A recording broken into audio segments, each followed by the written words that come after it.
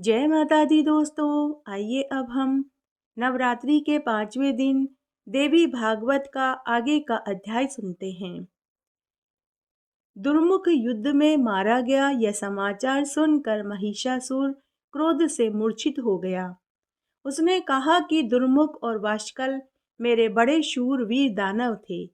एक सुकुमार कन्या के हाथ वे युद्ध भूमि में सदा के लिए क्यों सोगे? ये कितने महान आश्चर्य की बात है। देखो, यही देव का विधान है। इससे सिद्ध हो रहा है कि मनुष्य सर्वदा परतंत्र है। उन अच्छे और बुरे कर्मों के अनुसार सुख और दुख में लगाने का अधिकार सदा एकमात्र प्रबल काल को ही है। ये दोनों प्रसिद्ध दानव थे, इनकी मृत्यु हो गई। इसके बाद अब हमें क्या करना चाहिए? बड़ी विषम परिस्थिति उत्पन्न हो गई है। इस प्रकार अमित पराक्रमी महिषासुर के कहने पर सेना अध्यक्ष महारथी चिक्षुराक्ष बोला कि हे महाराज, एक स्त्री के मार डालने में कौन सी चिंता की बात है। मैं अभी उसका वध कर डालूंगा। ऐसा कहकर कुछ सैनिकों को साथ लेकर वह रथ पर बैठकर युद्ध स्थान पर चल पड़ा। दूसरे शक्तिशाली ताम्र को उसने अपना अंगरक्षक बना लिया। चलते समय उसकी विशाल सेना की तुमुल ध्वनि से आकाश और समस्त दिशाएं गूंज उठी। यह देखकर कल्याणमयी भगवती जगदम्बा बड़े अद्भुत ढंग से शंख ध्वनि, घंटा ध्वनि और धनुष की टंकार करने लगी। उस ध्वनि के प्रभाव से संपूर्ण राक्षसों के हृदय में आतंक छा गया। भय के कारण उन दैत्यों का सर्वांग कांपने लगा। वे सब के सब युद्ध मैदान छोड़कर भाग रहे थे। उनकी यह स्थिति देखकर चिक्षुराक्ष के क्रोध की सीमा नहीं रही। उसने अपने दानवों से कहा कि तुम्हारे सामने कौन सा ऐसा भय आ गया है जो तुम भाग रहे हो? हे मेरे दैत्यों, इस मद में चूर रहने वाली इस स्त्री को मैं आज अपने बाणों से यमपुरी भेज दूंगा। तुम लोग निर्भय होकर लड़ाई के मोर्चे पर डटे रहो। ऐसा कहकर उस पराक्रमी दैत्यवर ने हाथ में धनुष उठा लिया और सम्रागण में आकर देवी से बोला कि हे विशाल नेत्रों से शोभा पाने वाली सुंदरी, तुम अन्य साधारण मनुष्यों को भयभीत कर सकती हो। तुम्हारे इस गर्जन से मुझे कोई डर नहीं। हे सुलोचने, स्त्री का वध करना दोष होता है तथा इस कार्य से जगत में अपकीर्ति फैलती है। यह जानकर मेरा चित्त तुम्हें मारने से पीछे हट रहा है। हे सुंदरी, तुम जैसी स्त्रियों के लिए कटाक्षों और हाव भाव से युद्ध का काम संपन्न हो जाता है। कभी कहीं भी शस्त्रों द्वारा इनका युद्ध नहीं हुआ। तुम्हारे मन में भी मूर्खता ही भरी हुई है। तभी तो भोग संबंधी सुख का परित्याग करके तुम युद्ध के लिए उत्सुक हो रही हो और सम्रागण में तलवार चला रही हो, गदा से प्रहार कर रही हो, चमकीले बाणों से शरीर की धज्जियां उड़ा रही हो। प्राण निकल जाने पर सियार अपने मुंह से नोच नोच कर उस देह का अंतिम संस्कार करते हैं। धूर्त कवियों ने ऐसी मृत्यु की अत्यंत प्रशंसा गाई है। उनका यह कहना है कि केवल अर्थवाद है। अतः हे वरानने, तुम्हारा मन जहां माने वहां चली जाओ, अथवा तुम्हें देवताओं का दमन करने वाले मेरे स्वामी राजा महिषासुर की उपासना करनी चाहिए। इस प्रकार चिक्षुराक्ष के वचन सुनकर भगवती जगदम्बा जोर से चिंगाड़ कर बोली कि अरे ओ मूर्ख, बुद्धिमान पंडित के समान अपनी यह बक बक करना बंद कर। नहीं तो तू नीति शास्त्र जानता है, नहीं तू आन्विकी शास्त्र जानता है। न तूने वृद्ध पुरुषों की सेवा करी, न कभी तूने धार्मिक बुद्धि से कोई सुलभ कार्य ही किया। आज तक तूने मूर्खों की सेवा करी है, अतः तू भी मूर्ख ही है। जब तुझे राजधर्म ज्ञात नहीं, तब मेरे सामने क्यों व्यर्थ की बातें कर रहा है? मेरे द्वारा संग्राम में महिषासुर मारा जाएगा, सम्रागण की भूमि रुधिर से कीचड़ बन जाएगी, यश का स्थिर स्तंभ स्थापित रहेगा। इसके पश्चात मैं सुख पूर्वक प्रयाण कर जाऊंगी। देवताओं को दुख देने वाले यह दुराचारी दानव महान अभिमानी बन गए हैं। इनको मार डालना मेरा परम कर्तव्य है। भगवती जगदम्बा के वचन सुनकर बल के अभिमान में मतवाले रहने वाले दानवों ने उन पर बाणों की बरसात करनी शुरू कर दी, मानो दूसरे मेघ ही जल बरसा रहे हों। भगवती ने अपने तेज बाणों से चिक्षुराक्ष के बाण काट डाले, साथ ही उसे तीरों से बींधने लगी। देवी के बाण ऐसे तीक्ष्ण थे मानो विषधर सर्प हो। उस समय भगवती और चिक्षुराक्ष दोनों का परस्पर युद्ध हो रहा था। जगदम्बा ने सिंह पर विराजमान रहकर गदा से उस दानव पर चोट करी। कठिन गदाघात को न सह सकने के कारण चिक्षुराक्ष मूर्छित हो गया। 2 मुहूर्त तक उसकी चेतना नहीं लौटी। वह दुराचारी दानव पत्थर की भांति धरती पर पड़ा रहा। शत्रु सेना को कुचलने की शक्ति रखने वाले ताम्र ने भी कम चपलता नहीं थी। चक्षुराक्ष को मूर्छित देखकर देवी से युद्ध करने के लिए युद्ध भूमि में आ डटा। उसे आते देखकर भगवती चंडिका ठहाका लगाकर हंसी और बोली कि हे दैत्यवर, आओ आओ, मैं अभी तुम्हें यमपुरी भेजने की व्यवस्था करती हूँ। तुम्हारी आयु समाप्त हो चुकी है, अतः तुम लोगों के आने से क्या काम सिद्ध हो सकता है। मूर्ख महिषासुर घर पर रहकर जीने के किस उपाय में लगा है। तुम मूर्खों के मर जाने पर भी मेरा क्या काम बनेगा। मेरे परिश्रम की कोई सफलता नहीं हो सकेगी, क्योंकि देवताओं से विरोध रखने वाले नीच महादुष्ट महिषासुर तो अभी भी जीवित है। तुम लोग घर पर जाकर महिषासुर को क्यों नहीं भेज देते। जगदम्बा के वचन सुनकर ताम्र क्रोध से भर गया। उसने देवी पर बाणों की बरसात शुरू कर दी। उसके बाण धनुष की डोरी पर चढ़ाकर कान तक खींचे जाते थे। भगवती ने भी ताम्र का वध करने के विचार से धनुष पर बाण चढ़ाया, खींचकर उस पर छोड़ने लगी। इतने में ही महाबली चक्षुराक्ष की मूर्छा टूट गई। वह उठकर बैठ गया, तुरंत धनुष और बाण लेकर देवी के सामने आकर खड़ा हो गया। चक्षुराक्ष और ताम्राक्ष दोनों असीम पराक्रमी महान शूरवीर दानव थे। अब वे भगवती जगदम्बा के साथ सम्रागण में भिड़ गए। ताम्राक्ष के पास लोहे का बना हुआ एक बहुत सुदृढ़ मूसल था। उसने सिंह के मस्तक पर चोट करी, साथ ही वह ठहाका लगाकर हंसने लगा। गरजते हुए ताम्राक्ष को देखकर देवी की क्रोध अग्नि भड़क उठी। उन्होंने तुरंत अपनी चमचमाती हुई तलवार से दानव का मस्तक धड़ से अलग कर दिया। सिर कट जाने पर भी ताम्राक्ष का धड़ हाथ में मूसल लिए हुए क्षण भर तक झूलता रहा। उसके बाद वह युद्ध भूमि में गिर पड़ा। ताम्राक्ष की स्थिति देखकर चक्षुराक्ष ने झट तलवार उठा ली और भगवती चंडी को मारने दौड़ा।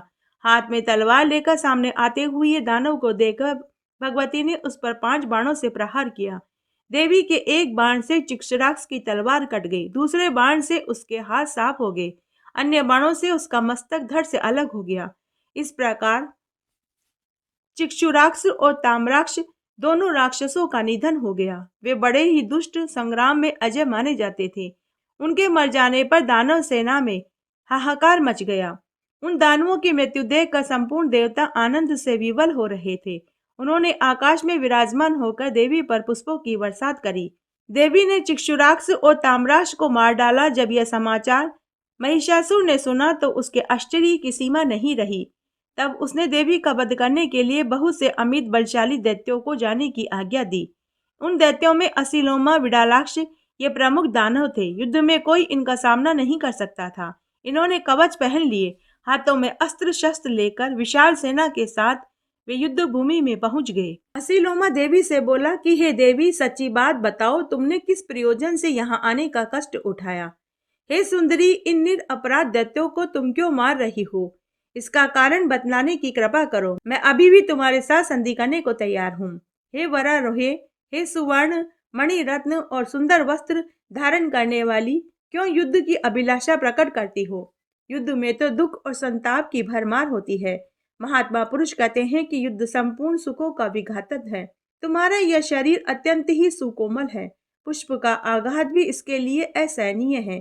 ऐसी परिस्थिति में मुझे आश्चर्य तो यह है कि तुम शस्त्रों के आघात कैसे क्यों सहने के लिए तैयार हो। चतुरता का फल है शांति पूर्वक सुख भोगना। यह साधारण नियम है। वह सुख भी नित्य और अनित्य भेद से 2 प्रकार के हैं। आत्मज्ञान संबंधी सुख को नित्य कहते हैं, भोग जनित सुख अनित्य कहे गए हैं। वेद और शास्त्र के अर्थ का चिंतन करने वाले पुरुष भोग जनित अनित्य सुख को त्याज्य बताते हैं। इस जवानी को पाकर सर्वोत्तम भोगों के भोगने में अपना समय सार्थक करो। यदि परलोक के विषय में तुम्हारी आस्था न हो तब ऐसा करना चाहिए, नहीं तो शरीर में यह युवा अवस्थाई क्षण भंगुर है। यह जानकर शीघ्र से शीघ्र श्रेष्ठ काम करना चाहिए जिससे दूसरों को दुख हो। उस कार्य को ज्ञानीजन त्याग देते हैं। अतः प्रीति पूर्वक धर्म अर्थ काम का सेवन करना चाहिए। तुम भी निरंतर धार्मिक बुद्धि का आश्रय लो। दैत्यों ने तुम्हारा कोई अपराध नहीं किया है, फिर वे तुम्हारे हाथ क्यों मारे जाएं। दया और धर्म परम पुरुष के शरीर हैं। सत्य को प्राण कहा गया है। अतः विवेकी जन को चाहिए कि दया और सत्य की सदा रक्षा करे। तब देवी बोली कि हे महाभाव, मैं यहाँ क्यों आई हूँ, यह तुम्हारा पहला प्रश्न है। इसे स्पष्ट करने के पश्चात दानव वध का प्रयोजन बताऊंगी। संपूर्ण लोकों में मेरा निरंतर विचरण होता रहता है। प्राणियों के उचित और अनुचित कार्यों में मैं साक्षी रूप में सदा देखा करती हूँ। मुझे कभी भी न भोग की इच्छा है, न लोभ की, न किसी के प्रति मेरे अंदर देश भाव है।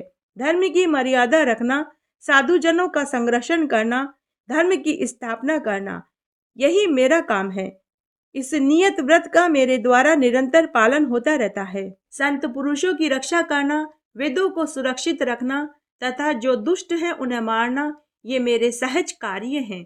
इसलिए मैं अनेकों अवतार धारण करती हूँ। प्रत्येक युग में जो अवतार होते हैं उन सब की व्यवस्था मेरे हाथ में है। महिषासुर महान नीच है। देवताओं को मारने के लिए वह हमेशा चेष्टा किया करता है। यह जानकर उसे मारने के विचार से ही मैं यहाँ आई हूँ। सुरद्रोही महिषासुर बड़ा भारी खल है। मैं उसे मार डालूंगी। तुम जाओ या रहो, जो इच्छा हो कर सकते हो। मैंने सारी बातें तुम्हें बता दी।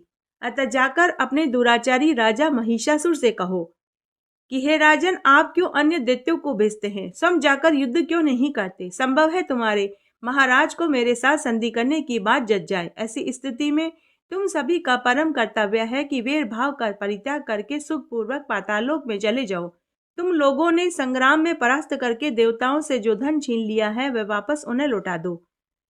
देवी के वचन सुनकर असीलोमा ने भगवती के सामने ही महान शूरवीर विडालाक्ष से प्रीति प्रदर्शित करते हुए कहा कि हे विडालाक्ष, अभी अभी भवानी ने जो कहा उसे तुमने भी सुना है न? ऐसी स्थिति में संधि विग्रह क्या करना चाहिए? विडालाक्ष ने कहा कि युद्ध में मर मिटना निश्चित है। इस रहस्य को जानते हुए भी स्वाभिमानी नरेश संधि इच्छा नहीं कर सकते। बहुत से वीर युद्ध में काम आ चुके हैं। ये देखकर हमारे स्वामी ने हमें भेजा है। ऐसा ही देव का विधान है। किसकी शक्ति है जो इसे मिटा सके? सेवकों का यह धर्म ही महान कठिन है। वे सदा निरअभिमानी होते हैं। निरंतर उन्हें स्वामी की आज्ञा का पालन करना चाहिए। सूत के संकेत पर नाचने वाली कठपुतली की भांति वे सदा परतंत्र रहते हैं। भला अधिष्ठाता महिषासुर के सामने जाकर मेरे और तुम्हारे मुख से ये अप्रिय वचन कैसे निकल सकते हैं कि देवताओं का धन और रत्न उन्हें वापस लौटा दो और हम सब लोग पाताल लोक में चलते हैं। प्रिय वचन बोलना चाहिए, किंतु वह असत्य न हो। हितकारक प्रिय वचन बोलना सर्वोत्तम है। यदि सत्य होने पर भी अप्रिय हो तो ऐसी स्थिति में बुद्धिमान पुरुष को चाहिए कि वह मौन धारण कर ले। नीति शास्त्र का यह सिद्धांत है कि वीर पुरुष झूठे वचनों द्वारा राजा को धोखे में न डाले। सच्ची बात यह है कि आदर पूर्वक हित की बात कहने और पूछने के लिए वहां चलना ही अनुचित है। वहां जाने पर राजा महिषासुर क्रोध की अग्नि में भड़क जाएंगे। यह सोच समझकर युद्ध करना ही उचित जान पड़ता है। प्राणों का जाना रहना तो संदेहास्पद है। मृत्यु को तृण के समान तुच्छ मानकर स्वामी की आज्ञा का हमें पालन करना चाहिए। इस प्रकार विचार करके असीलोमा और विडालाक्ष वे दोनों वीर युद्ध करने के लिए तैयार हो गए। उन्होंने हाथ में धनुष और बाण उठा लिए। वे कवच पहने हुए थे, रथ की सवारी थी। पहले विडालाक्ष ने देवी के ऊपर 7 बाण चलाए। अस्त्र शस्त्र का सर्वोत्तम वेता असीलोमा दूर खड़ा देख रहा था। भगवती जगदम्बा ने अपने सहायकों से विडालाक्ष के वे बाण काट डाले। साथ ही अपने 3 तीखे तीरों से उस पर चोट करी। बाण की असहनीय व्यथा के कारण विडालाक्ष युद्धभूमि पर गिर पड़ा। उसे मूर्छा आ गई। प्रारब्ध के अनुसार उसी क्षण उसके प्राण पखेरु उड़ गए। देवी के हाथ से छूटे हुए बाण के प्रभाव से विडालाक्ष सदा सदा के लिए युद्धभूमि में सो गया। यह देखकर असीलोमा हाथ में धनुष लेकर युद्ध करने के लिए आया।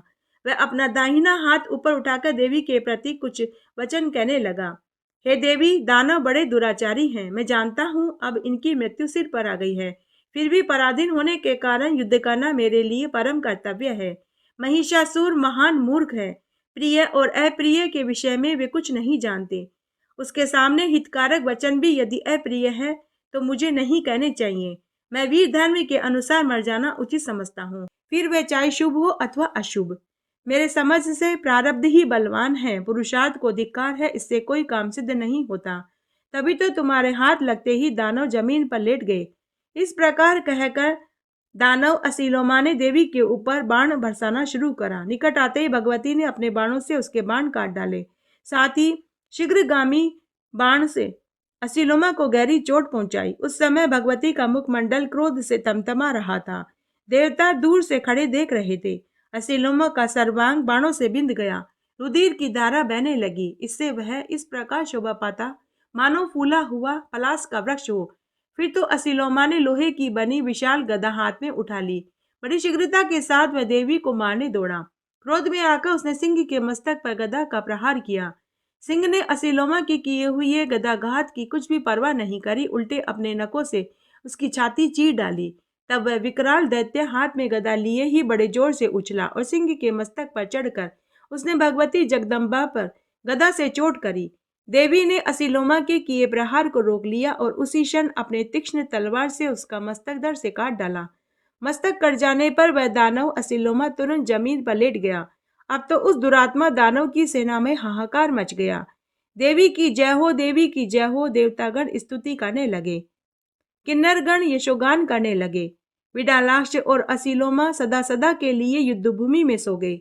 जब सैनिकों ने जाकर महिषासुर को यह कहा तो उसने अपने सारथी को बुलाकर के कहा कि जिसमें 1000 गधे जोते जाते हैं, जो ध्वजा एवं पताका से सुशोभित है, जिस पर अनेकों आयुध रखे रहते हैं, जिसके चक्के युगंधर बड़े मजबूत हैं, वह मेरा प्रकाशमान अद्भुत रथ अभी मेरे सामने उपस्थित करो।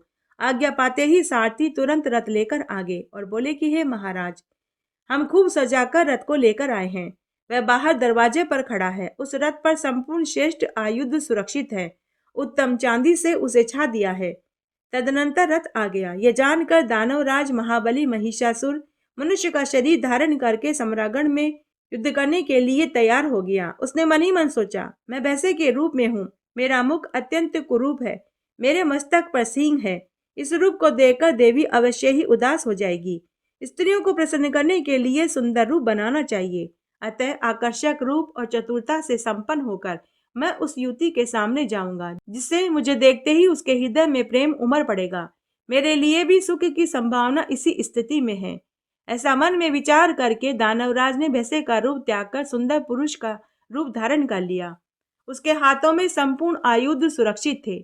उसने अपने सुंदर शरीर को दिव्य वस्त्र से सुशोभित किया।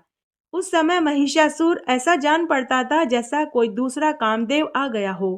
हाथ में धनुष बाण लेकर वह रथ पर बैठ गया। केयूर और हार उसकी छवि बढ़ा रहे थे।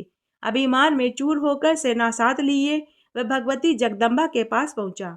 उस समय उसने ऐसा सुंदर वेश बना रखा था जिसे देखकर अपने रूप का अभिमान रखने वाली स्त्रियों के मन में उसकी ओर देखकर आकर्षित हो जाए। जब देवी ने देखा कि दैत्यराज महिषासुर आ गया है, तब उन्होंने शंख ध्वनि आरंभ कर दी। जन समाज में आश्चर्य प्रकट करने वाली उस शंख ध्वनि को सुनकर महिषासुर भगवती के पास गया और हंसता हुआ बोला कि हे देवी, यह जगत परिवर्तनशील है।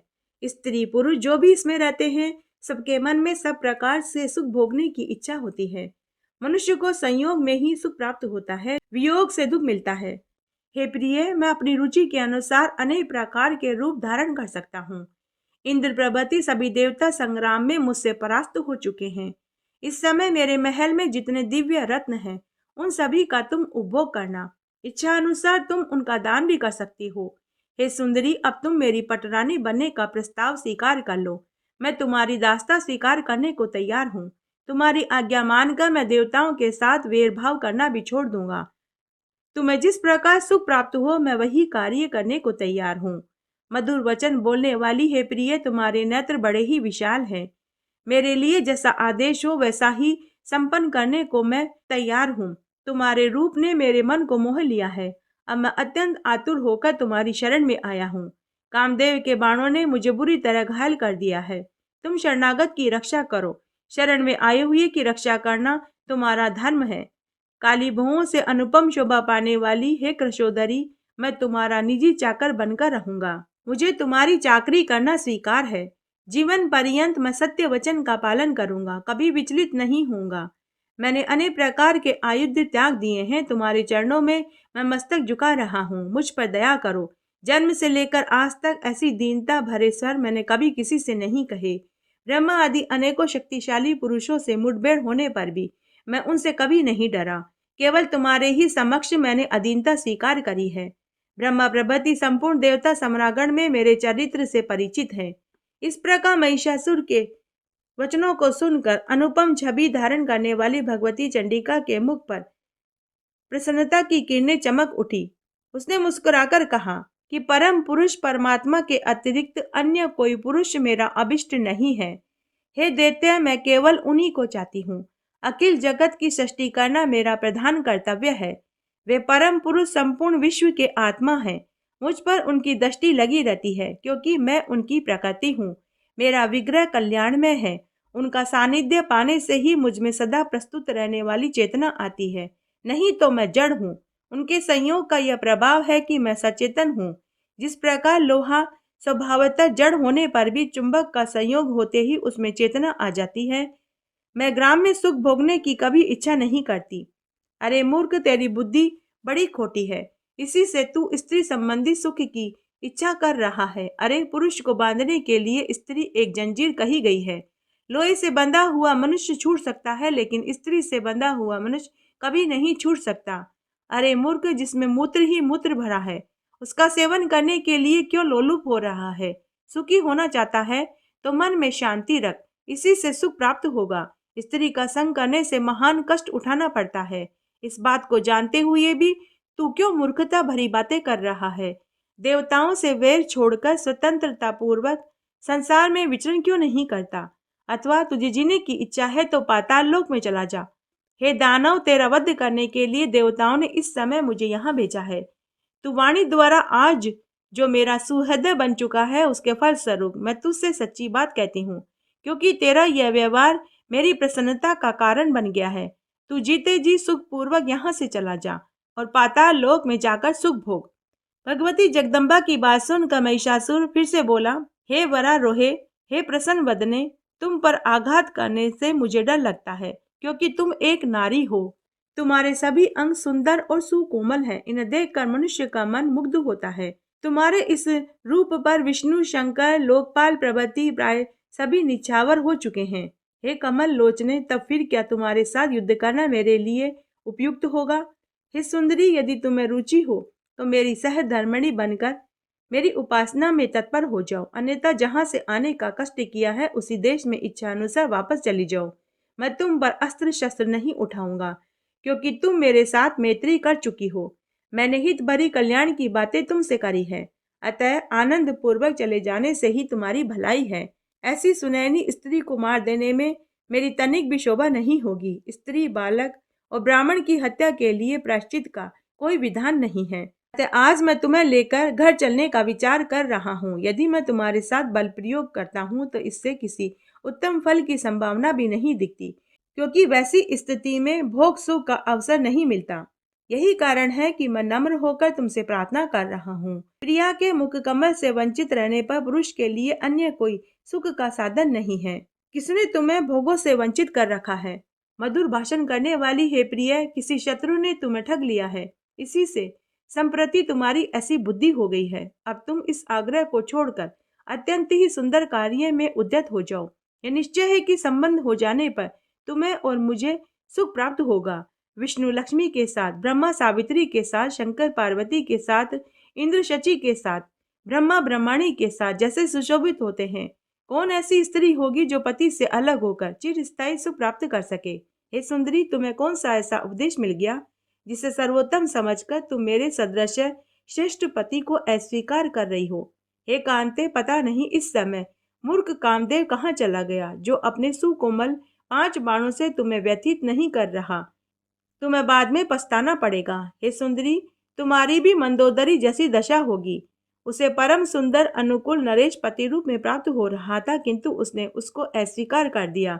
फिर जब मंदोदरी का अंतःकरण काम मोह से व्याप्त हो गया, तब उसे एक प्रचंड मूर्ख की स्त्री बनना पड़ा। भगवती जगदम्बा महिषासुर की बात सुनकर बोली कि मंदोदरी नाम वाली वह कौन स्त्री थी?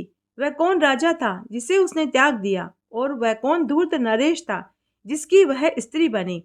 उस स्त्री को पुनः किस प्रकार दुख भोगने पड़ा, यह कथा तुम मुझे विस्तार से सुनाओ। तब महिषासुर बोला कि धरातल पर सिंगल नाम से प्रसिद्ध एक देश था। सघन वृक्ष उसकी शोभा बढ़ा रहे थे। धन धान्य से उस देश का कोई भी भाग खाली नहीं था। चंद्रसेन नामक राजा की वहां राजधानी थी। वे नरेश बड़े ही धर्मात्मा, न्यायशील और शांत स्वभाव के थे। तत्परता पूर्वक प्रजा का पालन करते थे, हमेशा सत्य बोलते थे। उनका स्वभाव बड़ा ही मधुर था। वे शूरवीर थे। उन्हें नीति शास्त्र का पूर्ण ज्ञान था। शास्त्र एवं संपूर्ण धर्मों के वे ज्ञाता थे।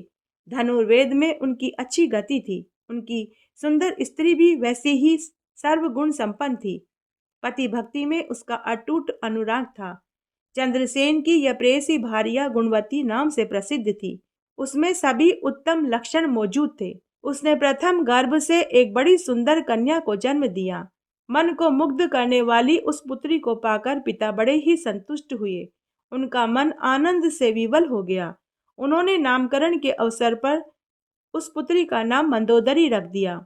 चंद्रमा की कला के समान प्रतिदिन वह कन्या बढ़ने लगी। चित्त को आकर्षित करने वाली वह कन्या जब विवाह के योग्य हो गई तब पिता चंद्रसेन उसके लिए वर ढूंढने लगे। इस विषय को लेकर उनका मन सदा चिंतित रहता था। एक समय सुधनवा नाम से प्रसिद्ध एक शूरवीर नरेश मद्र देश में राज्य करते थे। उनका एक सुयोग्य पुत्र था। कंबुग्रीव नाम से जगत में उसकी बहुत ख्याति थी। ब्राह्मणों ने राजा चंद्रसेन से कहा कि इस कन्या के लिए अनुरूप वर कंबुग्रीव ही है। उसमें सभी लक्षण मौजूद हैं। उसने संपूर्ण विद्याओं का ज्ञान प्राप्त कर रखा है। तब राजा चंद्रसेन ने गुणवती नाम वाली अपनी प्रेयसी रानी से पूछा कि अपनी इस कन्या के लिए सुयोग्य वर चाहिए। मेरा विचार है कि कंबुग्रीव हमारी बेटी के विवाह के लिए योग्य होगा। तुम्हारी क्या सहमति है? पति की बात सुनकर रानी ने आदर पूर्वक अपनी कन्या मंदोदरी से पूछा कि हे पुत्री, तुम्हारे पिता ने राजकुमार कंबुग्रीव के साथ तुम्हारा विवाह करना निश्चय किया है।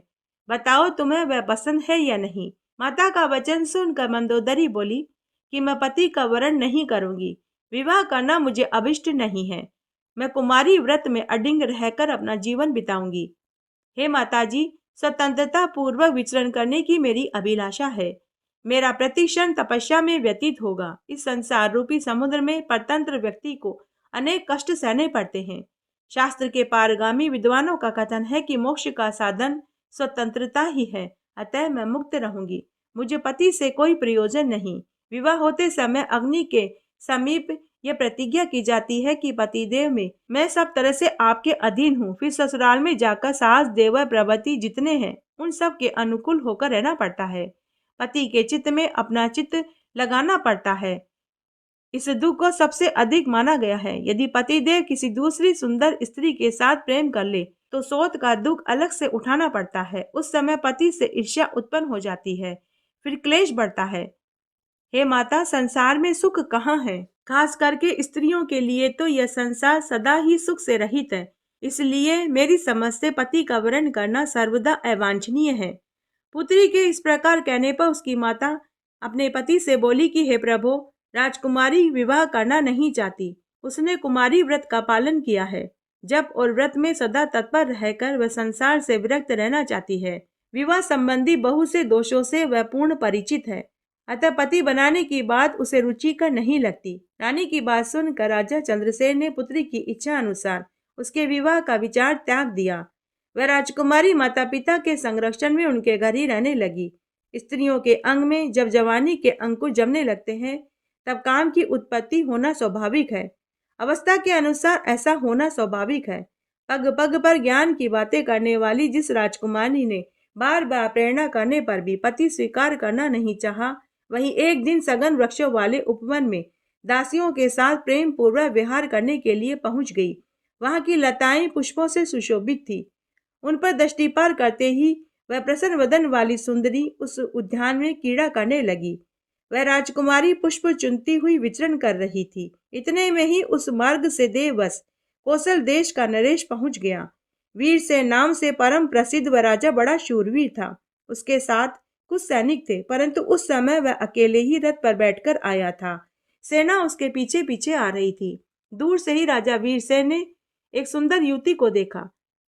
तब उस युवती ने राजकुमारी मंदोदरी से कहा कि देखो, इस मार्ग से रथ पर बैठा हुआ कोई पुरुष आ रहा है। इस रूपवान पुरुष की भुजाएं बड़ी ही विशाल है। मेरा ऐसा विश्वास है कि यह जरूर किसी देश का राजा है। इस प्रकार वह युवती बात कर रही थी। इतने में ही कौशल नरेश वीर से निकट आ गए। राजकुमारी मंदोदरी को देखकर उनके आश्चर्य की सीमा नहीं रही।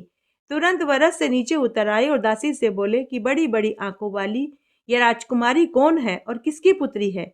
मुझे शीघ्र बताने की कृपा करो। ऐसा पूछने पर दासी का मुख मुस्कान से भर गया। उसने कौशल नरेश से पूछा कि सुंदर नेत्रों से शोभा पाने वाले हे वीर, पहले आप अपना परिचय दीजिए।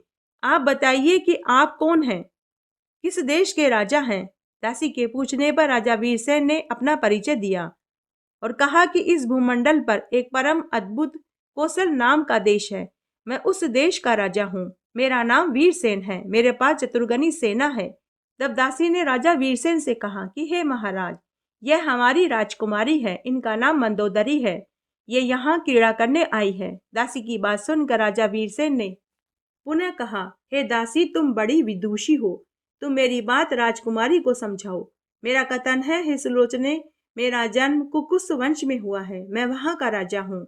तुम गंधर्व विधि से मुझे अपना पति बनाने की कृपा करो। मेरे घर अन्य कोई भारिया नहीं है। युवा अवस्था से संपन्न सुंदर रूप वाली है सुशोणी, मैं तुम्हें अपनी रानी बनाना चाहता हूँ। तुम्हारे पिता मेरे साथ विधि पूर्वक तुम्हारा विवाह कर सकते हैं। मैं तुम्हारे अनुकूल पति होकर रहूंगा। राजा वीरसेन के वचन सुनकर दासी राजकुमारी मंदोदरी को राजा का वचन सुनाने लगी और बोली कि हे प्रिय राजकुमारी, सूर्यवंश के कुल दीपक ये राजा यहाँ पधारे हैं। ये बड़े ही सुंदर और शक्ति संपन्न हैं। इनकी अवस्था भी लगभग तुम्हारी जैसी ही है। हे सुंदरी, सम्यक प्रकार से तुम्हारे प्रति इनका प्रेम हो गया है। विशाल नेत्रों वाली हे राजकुमारी, तुम विवाह के योग्य हो गई हो, परंतु तुम्हारे मन में वैराग्य छाया हुआ है। इस बात को जानकर तुम्हारे पिता भी दुखी रहते हैं। राजा ने लंबी सांस छोड़कर इस विषय में हमसे कहा था कि हे दासियों, तुम लोग सदा सेवा में लगी रहती हो। मेरी इस राजकुमारी को विवाह के लिए तुम तैयार करो। तुम्हारी पिता की इन बातों को हमने इतने दिन तक छुपा कर के रखा, लेकिन आज ये राजकुमार तुमसे शादी करना चाहते हैं। अतः हे विशालाक्षी, तुम विधि पूर्वक इन राजकुमार से विवाह कर लो। राजकुमारी मंदोदरी ने अपनी दासी से कहा कि हे दासी, मुझे पति बनाना बिल्कुल अभिष्ट नहीं है। मैं तपस्या करूंगी। तुम इस कौशल नरेश को मना कर दो। यह निर्लज क्यों मुझ पर आंखें गड़ाए हुए है। दासी ने कहा कि हे देवी, इस कामदेव पर विजय पाना बड़ा कठिन है। साथ ही काल की गति को टालना भी असंभव है। हे सुंदरी, तुम्हें मेरे उचित वचन का पालन करना चाहिए, अन्यथा यह निश्चित है कि तुम कभी न कभी दुख के गर्त में गिर जाओगी। दासी की बात सुनकर राजकुमारी ने कहा कि हे दासी, देववश जो होने वाला है वह होकर रहेगा। उसकी मुझे कोई चिंता नहीं, परंतु मेरा यह सब तरह से निश्चित विचार है कि मैं अभी विवाह नहीं करूंगी। राजकुमारी मंदोदरी का निश्चित विचार जानकर दासी ने कौशल नरेश वीरसेन से जाकर कहा कि हे महाराज, आप इच्छा अनुसार यहाँ से पधारने की कृपा करें। आप जैसे सुसभ्य पति को यह राजकुमारी वरण करना नहीं चाहती। दासी की बात सुनकर राजा वीरसेन के मुख पर उदासी छा गई। वे अपनी सेना सहित वापस अपने देश को लौट गए। राजकुमारी के प्रति अब उनकी स्पृहा नहीं रही। इस तरह आज हमने देवी भागवत का यह महात्म्य सुना। इसके आगे की कथा हम अगले अध्याय में सुनेंगे। आशा करती हूँ आपको देवी भागवत का यह अध्याय जरूर पसंद आएगा। इसको सुनने का आपको फल अवश्य प्राप्त होगा। आज नहीं तो कल फल जरूर मिलता है। मेरे साथ बने रहने के लिए आपका धन्यवाद। आगे आने वाली कथा कहानी के लिए भी मेरे साथ इसी तरह बने रहें। धन्यवाद।